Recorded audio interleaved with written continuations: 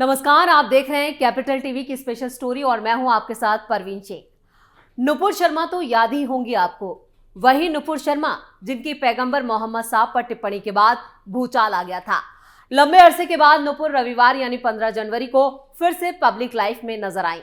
वो राम मंदिर के लिए निकाली गई एक यात्रा में शामिल हुई। उनका ये वीडियो इस वक्त सोशल मीडिया प्लेटफॉर्म पर बवाल काट रहा है।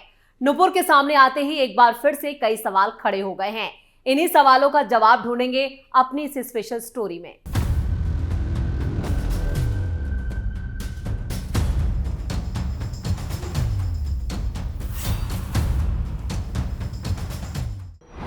2022 से कहां गायब थी नुपुर शर्मा?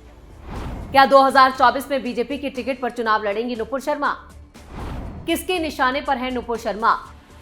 2024 आम चुनाव को लेकर क्या है नुपुर को लेकर बीजेपी की प्लानिंग?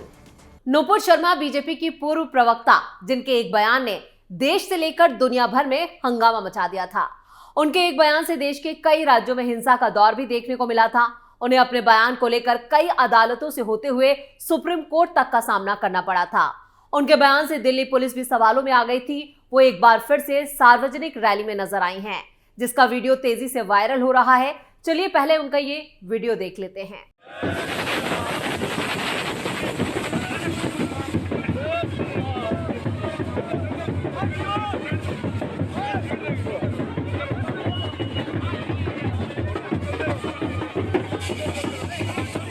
नुपुर शर्मा का नाम आते ही कई ऐसी तस्वीरें भी सामने आ जाती हैं जब धर्म के नाम पर यह देश मरने और मारने पर उतारू था।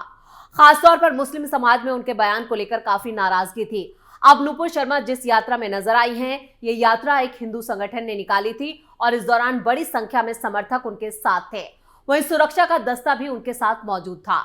हरे रंग की साड़ी के ऊपर से ओवरकोट और शॉल पहने नुपुर ने अपने हाथ में भगवा झंडा थाम रखा था। गौरतलब है कि पैगंबर मोहम्मद पर टिप्पणी के बाद बीजेपी ने नुपुर शर्मा को पार्टी से निलंबित कर दिया था। दिल्ली में रविवार को रामलला की प्राण प्रतिष्ठा से जुड़ी एक यात्रा निकाली गई थी। 22 जनवरी को अयोध्या में रामलला की प्राण प्रतिष्ठा होनी है। इससे पहले हिंदूवादी संगठन देश भर में जन जागरण यात्रा निकाल रहे हैं। देश की राजधानी दिल्ली में भी इस तरह की यात्राओं के दौरान जय श्री राम के नारे भी लग रहे थे। इस दौरान नुपुर शर्मा बड़े उत्साह के साथ जुलूस का नेतृत्व करती नजर आई।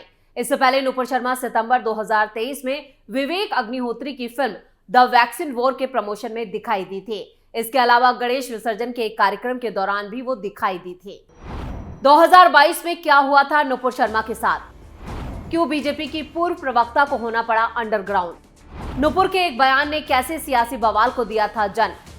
नुपुर के एक बयान ने कैसे मुस्लिम समाज की भावनाओं को किया था आहत? साल 2022 में एक टीवी डिबेट के दौरान नुपुर शर्मा ने पैगंबर मोहम्मद साहब के ऊपर टिप्पणी की थी। उस वक्त वो बीजेपी की प्रवक्ता थी और इस विवाद के बाद उन्हें पार्टी से निकाल दिया गया था। नुपुर की टिप्पणी के बाद उन्हें देश विदेश से जान से मार डालने की धमकी भी दी गई थी। इस मामले में ट्विस्ट तब आ गया था जब राजस्थान में उनके विवादित बयान से एक की हत्या हो गई थी। इसके बाद नुपुर शर्मा अंडरग्राउंड हो गई थी और पब्लिक लाइफ से पूरी तरह दूरी बना ली थी। बात जरूर अब छोटी लग रही हो, लेकिन ये इतनी छोटी नहीं है। उनके बयान से कई राज्यों में सांप्रदायिक दंगे भड़क उठे थे, जिसमें कई लोगों की जान चली गई थी। कौन है नुपुर शर्मा? नुपुर का नाम आते ही क्यों याद आ जाते हैं बवाल? नुपुर के सियासी करियर पर क्यों लगा विराम? क्या बीजेपी ने नुपुर को बचाने के लिए चले थे कई दांव?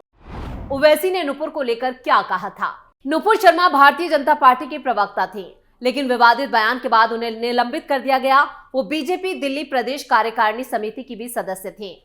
नुपुर शर्मा का नाम पहली बार 2015 दिल्ली विधानसभा चुनाव में उस वक्त चर्चा में आया जब उन्होंने नई दिल्ली सीट से चुनाव लड़ा था। ये सीट इसलिए खास थी क्योंकि इस सीट से आम आदमी पार्टी प्रमुख अरविंद केजरीवाल और दिल्ली की पूर्व मुख्यमंत्री रही शीला दीक्षित चुनाव लड़ रही थी। उस दौरान उन्हें जीत तो नहीं मिली, लेकिन उन्होंने अपने मुखर अंदाज से उन्होंने लोगों को प्रभावित जरूर किया। नुपुर शर्मा पेशे से वकील है। उन्होंने लंदन स्कूल ऑफ इकोनॉमिक्स से पढ़ाई की है। इसके अलावा बर्लिन से भी उन्होंने पढ़ाई की। टीवी चैनलों में बेबाक अंदाज में बात करने वाली नुपुर शर्मा छात्र जीवन से ही राजनीति में मुखर रही हैं। दिल्ली विश्वविद्यालय छात्र संघ की अध्यक्ष भी रह चुकी हैं। 2008 में वो एबीवीपी की ओर से छात्र संघ चुनाव जीतने वाली एकमात्र उम्मीदवार थी। छात्र राजनीति से 2010 में नुपुर निकलने के बाद वो भाजयुमो यानी भारतीय जनता पार्टी के युवा मोर्चा में सक्रिय हुई। तब भी उन्हें राष्ट्रीय मीडिया प्रभारी का जिम्मा सौंपा गया था। 2015 विधानसभा चुनाव में केजरीवाल से हारने के बावजूद वो राष्ट्रीय स्तर पर लाइमलाइट में आ गई थी। नुपुर शर्मा ने मई 2022 में एक टीवी डिबेट पर पैगंबर मोहम्मद साहब के खिलाफ कथित तौर पर विवादित टिप्पणी की थी। इसके बाद काफी विरोध हुआ था। कई राज्यों में उनके खिलाफ मामले भी दर्ज किए गए। उन्हें लगातार जान से मारने की धमकियां भी मिलती रही। विवाद को देखते हुए बीजेपी ने उन्हें पार्टी से निष्कासित कर दिया था। धमकियां मिलने पर नुपुर शर्मा ने आत्मरक्षा के लिए शस्त्र रखने की अनुमति मांगी थी, जिसकी इजाजत उन्हें कोर्ट ने दी थी। नुपुर को विदेशों से भी मिली थी धमकियां। नुपुर शर्मा के खिलाफ 8 राज्यों में 10 से ज्यादा मुकदमे हुए थे दर्ज। सुप्रीम कोर्ट ने सभी मामलों को दिल्ली ट्रांसफर कर दिया था। पैगंबर साहब विवाद को लेकर नुपुर शर्मा को भारत के अलावा विदेशों में भी सर तन से जुदा की धमकी दी गई थी। राजस्थान के उदयपुर में टेलर कन्हैयालाल और पुणे में केमिस्ट उमेश कोहले की जान लेने के पीछे यही वजह सामने आई थी कि उन लोगों ने कथित तौर पर नुपुर शर्मा का समर्थन किया था। बीजेपी से निलंबन के बाद नुपुर शर्मा ने भी अपना बयान बिना शर्त वापस ले लिया था। पैगंबर साहब पर उनके बयान को लेकर सुप्रीम कोर्ट ने भी नुपुर शर्मा को कड़ी फटकार लगाई थी। सुप्रीम कोर्ट के जस्टिस पारदीवाला ने तल्ख टिप्पणी करते हुए कहा था कि देश में खराब हुए माहौल के लिए नुपुर शर्मा जिम्मेदार हैं। सुनवाई के दौरान कोर्ट ने दिल्ली पुलिस को भी फटकार लगाई थी और पूछा था कि एफआईआर दर्ज होने के बाद भी उनकी गिरफ्तारी नहीं हुई। जहां कई राज्यों में एफआईआर दर्ज होने के बावजूद नुपुर शर्मा को गिरफ्तार नहीं किया गया था, जिसको लेकर सवालों में आई दिल्ली पुलिस को भी सुप्रीम कोर्ट ने जमकर फटकार लगाई थी। लेकिन इसके पीछे बीजेपी का हाथ बताया जा रहा था।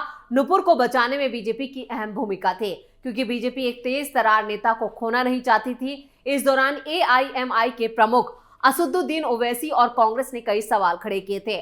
ऑल इंडिया मजलिसे इत्तेहादुल मुस्लिमीन नेता असदुद्दीन ओवैसी ने नुपुर शर्मा को लेकर बड़ा दावा किया था।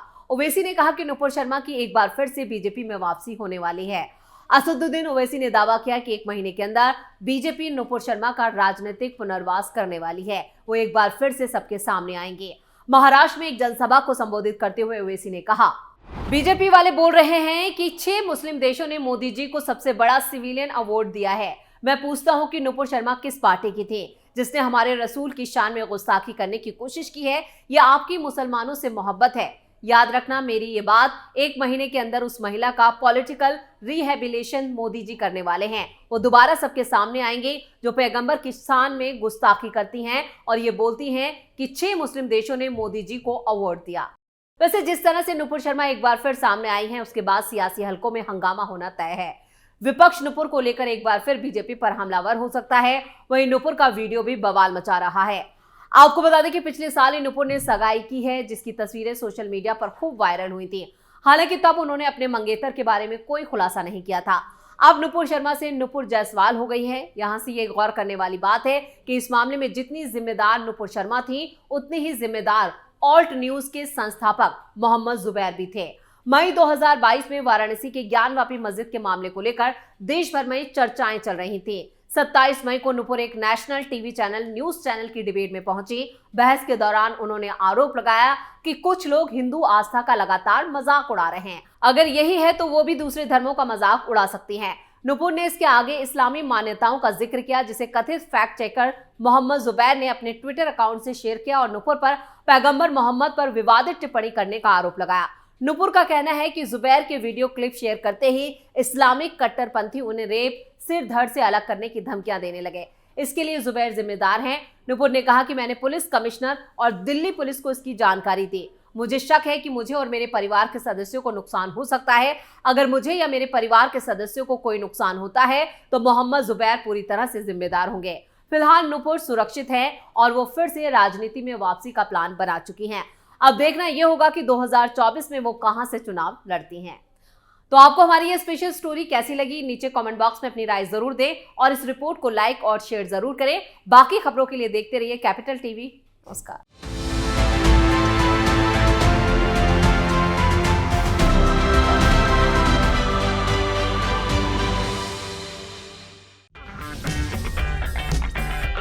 अगर आपको हमारा वीडियो पसंद आया हो तो इसे लाइक करें, हमारे चैनल को सब्सक्राइब करें और हाँ, बेल आइकन दबाना ना भूलें ताकि आप तक हमारे वीडियो की नोटिफिकेशन पहुंचती रहे।